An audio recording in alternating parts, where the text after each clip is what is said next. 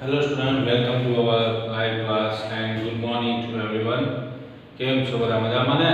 સારું તો હવે ધીમે ધીમે આપણે જે Google Meet ની લિંક છે એમાં તમારે જોડાતું રહેવાનું છે. ઓકે. હવે રિવિઝન આપણું નેક્સ્ટ ટોપિક. હવે લાસ્ટ જે લેક્ચર હતું એની અંદર મેં એક્ઝામ લીધી હતી. લાસ્ટ લેક્ચરમાં મેં એક્ઝામ લીધી હતી. ઓકે, તો એક્ઝામ લીધી હતી અને જોડે જોડે મેં સોલ્યુશન પણ કરાવ્યું હતું. ખ્યાલ આવી ગયો? તો 2-4 ખાલી જગ્યા અત્યારે જોઈ લઈએ, બરાબર છે? એટલે એ ખાલી જગ્યાનું રિવિઝન પણ કમ્પ્લીટ થઈ જાય. અને બીજી આપણે ડુ ડસ થી આપણે નકાર બનાવવા વાળા જે વાક્યો છે કે જેનું નકાર આપણે ડુ ડસ થી બનાવીએ છીએ, તો એ બધા જે વાક્યો છે એ આપણે જોવાના છે. તો પહેલા આપણે ખાલી જગ્યા જોઈ લઈએ, જેની આપણે ટેસ્ટ લીધી હતી એમાંથી 4-5 ખાલી જગ્યા આપણે જોઈ લઈએ. તો એક ખાલી જગ્યા એવી છે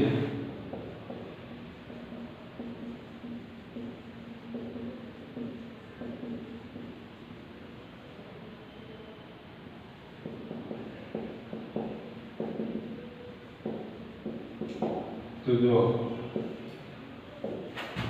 એક ખાલી જગ્યા જોઈ લઈએ આમાંથી. The dog dash with the ball. કૌંસમાં લખ્યું હોય પ્લે અને પ્લેસ. અને મેં તમને કહ્યું એ પ્રમાણે કે એસ કે એસ કોને લાગે વિદ્યાર્થી મિત્રો? ઈ સી ઈ અને કોઈનું નામ આપેલું હોય તો જ ક્રિયાપદને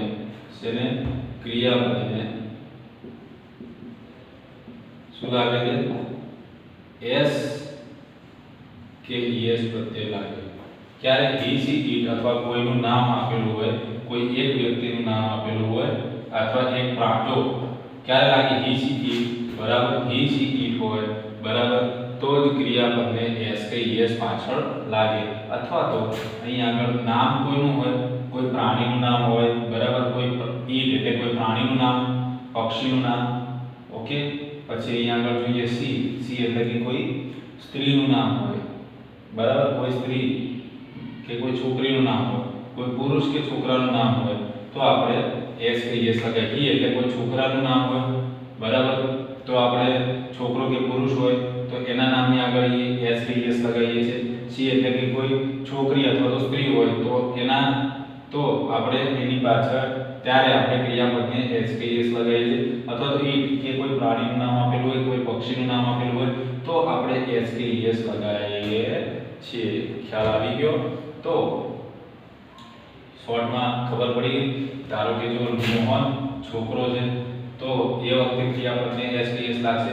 અહીંયા લખ્યું હોય સોનાની, બરાબર, છોકરી છે તો એ વખતે ક્રિયાપદને એસ કે એસ લાગે.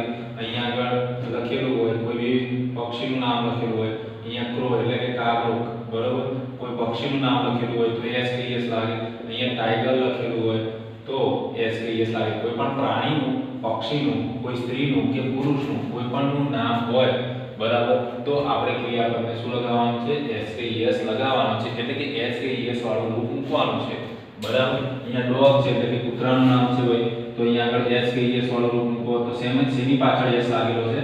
તો આની પાછળ એસ તમને દેખાય તો સીધું મૂકી દો પ્લેસ, બરાબર છે. બીજું એવું લઈએ તો the cow dash us milk, બરાબર, અને અહીંયા લખ્યું હોય ગીવ અને અહીંયા લખ્યું હોય ગીવ્સ લખ્યું હોય, બરાબર. તો શું આપે? અહીંયા ગાય છે, પ્રાણીનું નામ આપેલું છે, ગાય છે, પ્રાણીનું નામ આપેલું છે, તો એસ વાળું રૂપ મૂકવાનું. તો એસ વાળું રૂપ મૂકવાનું. તો આમાંથી એસ વાળું રૂપ કયું છે? આઈ ગીવ્સ. તો અહીંયા લખી નાખો ગીવ્સ, બરાબર. પછી the monkey dash on the roof, અને અહીંયા લખ્યું હોય જમ્પ લખ્યું હોય, બરાબર, અને જમ્પ્સ લખ્યું હોય. શું લખ્યું હોય? જમ્પ્સ. ઓકે, તો અહીંયા મંકી એટલે કે કોઈ પ્રાણીનું નામ છે તો એસ વાળું મૂકીશું. તો s વાળું રૂપ કયું છે? તો જમ્પ્સ. તો અહીંયા આગળ તમે લખી નાખો જમ્પ્સ, ઇનફ, ખબર પડી ગઈ. હવે શેમાં નથી આવતું, શેની જોડે એસ કે ઈએસ પ્રત્યય નથી આવતો, તો યાદ રાખવાનું શેની જોડે ના આવે, તો આઈ વી યુ દે. આટલાની જોડે એસ વાળું રૂપ લાગતું નથી. આટલાની જોડે શું લાગે છે, એનું એ જ રૂપ આવે. જો આઈ હોય, વી હોય, યુ હોય કે દે હોય, બરાબર, ખાલી જગ્યાની આગળ આઈ હોય, ખાલી જગ્યાની આગળ વી હોય, ખાલી જગ્યાની આગળ યુ હોય અથવા તો ખાલી જગ્યાની આગળ દે હોય, તો આપણે એનું એ મૂકી દેવાય. જેમ કે હું લખું આઈ ડેશ અ લેટર, બરાબર, તો અહીંયા આગળ હું શું લખીશ, રાઈટ લખેલું છે, બરાબર, રાઈટ લખેલું છે, તો હું શું કરીશ, રાઈટ અને રાઇટ્સ બે વસ્તુ લખી રહી, તો હું મૂળ રૂપ જ મૂકીશ, એસ વાળું રૂપ મૂકીશ નહીં. તો અહીંયા શું આવશે, રાઈટ. હવે આઈ ની જગ્યાએ લખેલું હોય વી ખાલી જગ્યા અ લેટર, તો પણ શું આવે, રાઈટ નું રાઈટ જ આવે. અહીંયા લખ્યું હોય યુ રાઈટ અ લેટર, તો પણ શું આવશે, રાઈટ. એટલે કે વાક્યનું જે ક્રિયાપદનું મૂળ રૂપ છે એનું એ જ લખવાનું છે, એસ વાળું રૂપ લખવાનું નથી. અહીંયા આગળ તે લખ્યું હોય તે રાઈટ અ લેટર, જે ખાલી જગ્યા લેટર, તો પણ આપણે શું લખીશું, રાઈટ જ લખીશું, બરાબર. એટલે કે એસ વગરનું જ રૂપ લખવાનું. જ્યારે આઈ હોય, વી હોય, યુ હોય, તે હોય અથવા તો કોઈ બહુવચનનું રૂપ હોય, તો આપણે મૂળ રૂપ જ લખવાનું છે, એસ વાળું રૂપ લખવાનું નથી. હવે નકાર વાક્ય શીખીશું આપણે. નેક્સ્ટ ટોપિક આપણો નકાર વાક્ય.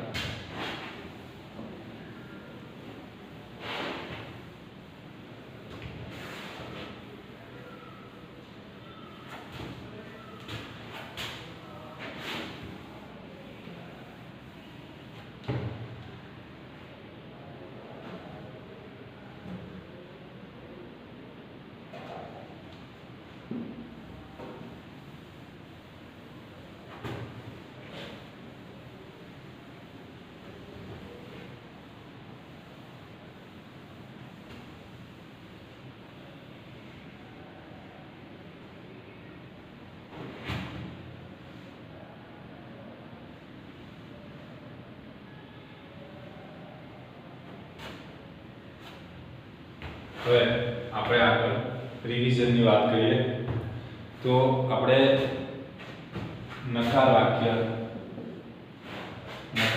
બનાવીને લખવું જોઈએ. આપણે આગળ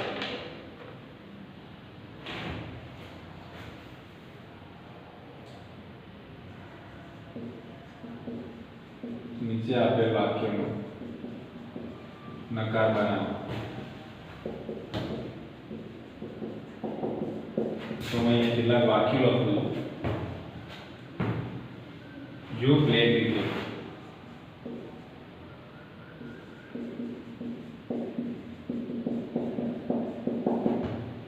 પછી Vinay reads the book,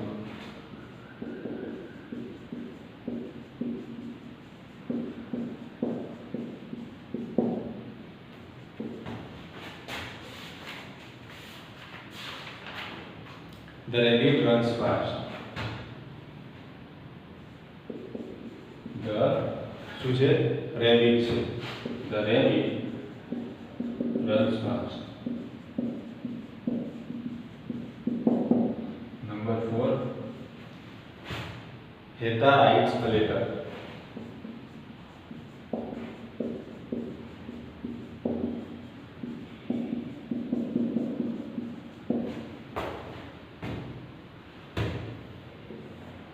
Number 5. Mehul cleans his room.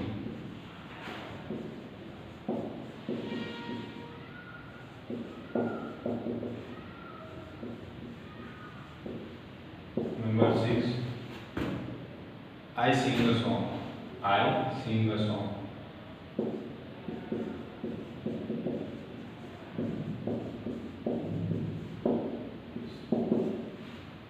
She drinks tea. She drinks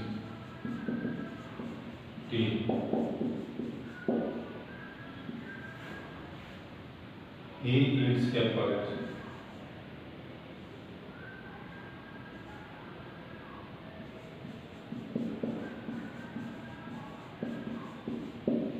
He eats apples. તો જો વિદ્યાર્થી મિત્રો નીચે આપેલ વાક્યનું નકાર કરવાનો નકાર માટે ડુ અથવા ડઝ નોટ વાપરવાનું છે. શું વાપરવાનું છે? ડુ નોટ અથવા ડઝ નોટ વાપરી અને એનો નકાર કરવાનો છે. મેં તમને શીખવાડ્યું ટેબલ પણ શીખવાડ્યું મેં તમને. તો ડઝ ક્યારે આવશે? તો હી સી ઇટ અથવા તો નામ હોય તો જ ડઝ લાગે, બરાબર. બાકી બધાની જોડે ડુ લાગે. હી સી ઇટ અથવા કોઈનું નામ હોય તો આપણે ડઝ મૂકીશું, બાકી બધા સાથે શું મૂકીશું? ડુ. તો જોઈએ આપણે ક્યાં ક્યાં ડઝ લાગશે. તો અહીંયા જો વિનય છે તો વિનય એક નામ છે વ્યક્તિનું, તો અહીંયા આગળ ડઝ લાગશે. પછી રેબિટ એક પ્રાણીનું નામ છે, અહીંયા પણ ડઝ લાગશે. હેતા એક વ્યક્તિનું નામ છે તો અહીંયા પણ ડઝ લાગશે. મેહુલ એક વ્યક્તિનું નામ છે તો અહીંયા ડઝ લાગશે. સી એક વ્યક્તિનું નામ સી છે તો અહીંયા ખબર જ છે સી, એટલે અહીંયા સી ની જોડે પણ શું લાગશે? ડઝ. અને હી તો હી ની જોડે પણ ડઝ લાગશે. તો ડઝ કોની જોડે નથી લાગવી જોઈએ? તો યુ ની જોડે ડઝ ના લાગે, કારણ કે હી સી ઇટ અથવા તો કોઈનું નામ નથી. પછી આઈ ની જોડે પણ ડઝ લાગતો નથી. તો આપણે જોયું હી સી બરાબર એની જોડે ડઝ લાગે છે. પછી મેહુલ નામ છે વ્યક્તિનું એટલે ડઝ મૂકીશું. હેતા નામ છે એટલે ડઝ મૂકીશું. અને રેબિટ એક પ્રાણીનું નામ છે એટલે અહીંયા ડઝ મૂકીશું. અને વિનય એક વ્યક્તિનું નામ છે એટલે આપણે ડઝ મૂકીશું, બરાબર છે. હવે આપણે સેન્ટેન્સ મેકિંગ જોઈએ, વાક્ય બનાવીએ આપણે. હું તમને છેલ્લા 3 વાક્યો જાતે બનાવવા માંગીશ. પહેલા હું તમને સમજાવી દઉં.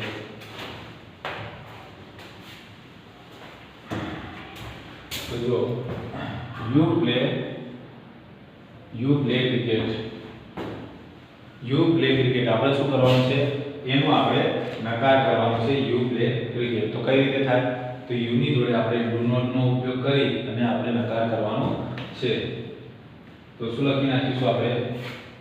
You play cricket. તો શું લખાય? યુ ડુ નોટ, બરાબર. યુ લખ્યા પછી શું કરવાનું છે? યુ લખ્યા પછી તરત જ કયું રૂપ મૂકવાનું છે? ડુ વાળું રૂપ મૂકવાનું છે. તો યાદ રાખવાનું ડુ નોટ અથવા તો ડઝ નોટ લખવાનું છે. તો યુ છે તો યુ ની જોડે શું આવશે?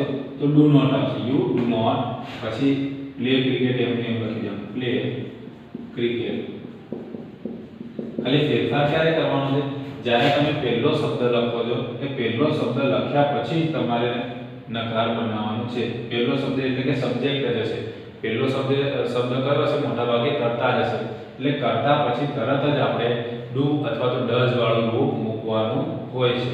અહીંયા આગળ શું લખ્યું છે? વિનય છે તો વિનય એ નામ છે. તો નામ છે એટલા માટે શું મૂકીશું આપણે? Does not. તો લખીશું વિનય ડઝ નોટ. હવે ડઝ નોટ લખીએ એટલે પાછળથી એસ નીકળી જાય એટલે શું લખીશું? Read a book. Full stop. ખ્યાલ આવી ગયો? કારણ કે આપણે ડુ છે બરાબર એની પાછળ એસ લગાવીએ છીએ એટલે અહીંયા જે ક્રિયાપદ છે એની પાછળથી એસ કે એસ લાગ્યો હોય તો નીકળી જાય. ખ્યાલ આવી ગયો? અહીંયા ડઝ મૂકો ત્યારે ક્રિયાપદનું કયું રૂપ આવે છે? મૂળ રૂપ આવે છે એસ વગરનું. મૂળ રૂપ એટલે કયું રૂપ? તો ક્રિયાપદનું એસ વગરનું રૂપ આવે છે. એ વખતે શું આવે છે? ક્રિયાપદનું એસ વગરનું રૂપ આવે છે. અહીંયા રેબિટ કોકનું નામ છે એટલે કે કોઈ પ્રાણીનું નામ છે તો આપણે શું લખીશું? ધ રેબિટ, બરાબર. પ્રાણીનું નામ છે એટલે શું મૂકીશું? એના માટે આપણે ડઝ નોટ મૂકીશું. The rabbit does not. હવે અહીંયા રન્સ લખ્યું છે તો શું થઈ જાય? પાછળથી એસ નીકળી જાય અને શું લખીશું આપણે? રન. કેમ એસ નીકળી જાય? કારણ કે અહીંયા ડઝ છે તો જ્યારે ડઝ મૂકીએ ત્યારે એસ નીકળી જાય છે. તો the rabbit does not run fast. Okay. એના પછી ચોથા નંબરમાં જોઈએ તો હેતા. હેતા એ શું છે? કોઈ વ્યક્તિનું નામ છે, બરાબર. કોઈ છોકરીનું નામ છે તો નામ હોય એ વખતે આપણે ડઝ નોટ નો ઉપયોગ કરીએ છીએ. મેં હમણાં સમજાવ્યું એ પ્રમાણે. તો શું લખીશું? હેતાની પાછળ શું લાગશે? તો ડઝ નોટ લાગશે. તો હેતા ડઝ નોટ. હવે ડઝ નોટ મૂક્યું તો અહીંયા પાછળથી એસ કાઢી નાખવાનું. યાદ રાખવાનું વિદ્યાર્થી મિત્રો યાદ રાખો કે જ્યારે પણ તમે અહીંયા આગળ ડઝ લખો છો એ વખતે તમારે અહીંયા જે ક્રિયાપદ હોય શેની પાછળથી કાઢવાનું છે? ફક્ત ને ફક્ત ક્રિયાપદની પાછળથી જ s કાઢવાનું છે. હવે તમને પ્રશ્ન થાય ક્રિયાપદ એટલે કે જે ક્રિયા દર્શાવે. તો અહીંયા જો લખવાની ક્રિયા, અહીંયા દોડવાની ક્રિયા, અહીંયા વાંચવાની ક્રિયા, બરાબર. તો જે ક્રિયાપદ ક્રિયા દર્શાવે એને શું કહેવાય? ક્રિયાપદ કહેવાય. ખ્યાલ આવી ગયો? એટલે જ્યારે પણ નકાર બનાવો ડેશ મૂકી ત્યારે ક્રિયાપદમાંથી s દૂર કરવાનો અને કરવાનો ફરજિયાત. તો શું આવશે? હેતા લખી નાખ્યું, પછી હેતા જોડે શું આવે છે? Does not. એટલે અહીંયા લખ્યું ડઝ નોટ. અહીંયા આગળ શું લખીશું? રાઈટ. બરાબર, રાઈટ. પાછળથી s શું કરવાનો? આપણે કાઢી નાખવાનો. Heta does not write a letter. પૂરું. અહીંયા મેહુલ ક્લીન્સ હિઝ રૂમ. એની અંદર શું કરવાનું છે આપણે? તો મેહુલ એ કોઈ વ્યક્તિનું નામ છે તો શું આવશે?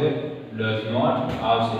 તો લખવાનું મેહુલ ડઝ નોટ.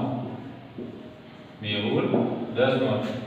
વિદ્યાર્થી મિત્રો, આ જે રિવિઝન કરાવું છે તમે ખાલી સમજો, લખવાની બિલકુલ જરૂર નથી. આ વાક્ય કોઈ જ લખવાના નથી, ખાલી તમે સમજો. અહીંયા આગળ ધ્યાન રાખો, એટલું ઇનફ છે. એના માટે આ રિવિઝન કરાવું. ટૂંકમાં જે હું રિવિઝન સમજાવું ને એ તમારે લખવાનું નહીં. શું લખવાનું? તો જ્યારે હું તમને કોઈ વાક્ય આપું પ્રેક્ટિસ કરવા માટે, તો એ પ્રેક્ટિસ કરવા માટે જે વાક્ય આપું ચાલુ લેક્ચરની અંદર, તે પ્રેક્ટિસ કરવા માટેના વાક્યો જ ખાલી લખવાના તમારે. એના સિવાય કશું લખવાનું નહીં. એ પણ કોઈ પણ રફ નોટમાં તમારે લખી નાખવાનું. તો શું આવશે? Mehul does not. પાછળથી s નીકળી જાય. અહીંયા ડઝ મૂક્યું એટલે તો શું આવશે? ક્લીન. ડઝ નોટ મૂક્યું એટલે પાછળથી s નીકળી જાય. એટલે કે મેહુલ ડઝ નોટ ક્લીન. પછી લખવાનું હિઝ રૂમ. હવે આ ત્રણ વાક્યો તમારે જાતે બનાવવાના છે. તો બનાવી નાખો. ચલો, આ ત્રણ વાક્યો જાતે બનાવી નાખો. તો કઈ રીતે બનશે? બનાવી નાખો ફટાફટ. પછી હું એનું સોલ્યુશન કરાવું છું. તો બનાવી નાખો આ વાક્યો.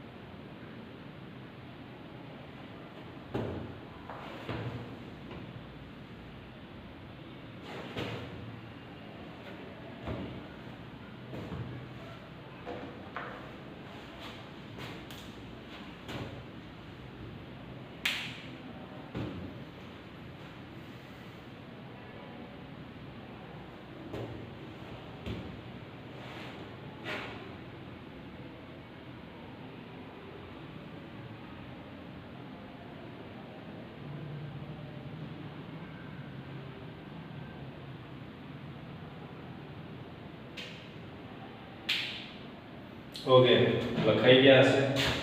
તો હવે આપણે જોઈ લઈએ કઈ રીતે બનશે.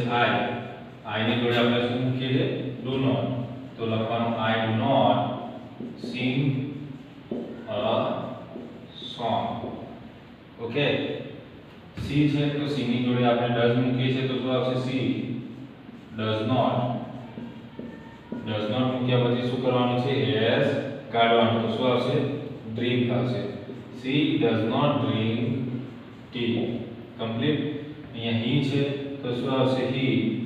he ની જોડે પણ શું આવશે? does not આવશે. તો શું લખીશું? he does not. અને does not મૂક્યા પછી અહીંથી s કાઢી નાખવાનું. તો શું આવી જશે? eat. he does not eat apples. બરાબર. આ હતા આપણા આજના સેન્ટેન્સ. કેટલા છે? મેં 8 સમજાવ્યા છે.